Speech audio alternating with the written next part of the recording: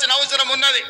ఆ ఆలోచనతోనే గతంలో రైతు భరోసా 5,000 ఉంటే 10,000 రూపాయలు సంవత్సరానికి ఉంటే ఈసారి ఇంకా ధరలు పెరిగినాయని ఈనాడు రైతు భరోసా పథకం కింద ఎకరాకు 12,000 రూపాయలు సంవత్సరానికి ఇవ్వాలని ఈ రోజు ఆ కార్యక్రమాన్ని ప్రారంభించినాం.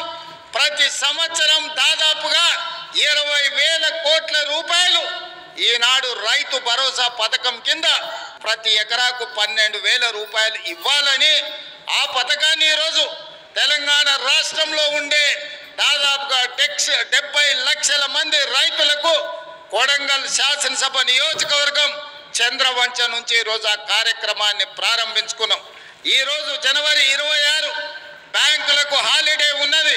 రాత్రి 12 గంటల తర్వాత ప్రతి రైతుకు, రాష్ట్రంలో ఉన్న వ్యవసాయ భూమి ఉన్న ప్రతి రైతుకు రాత్రి 12 గంటల తర్వాత ప్రతి ఎకరాకు 6,000 రూపాయలతోని మీ ఖాతాల్లో మీ నగదు టకీమని పడే విధంగా ఈరోజు కార్యక్రమాన్ని తీసుకున్నాం.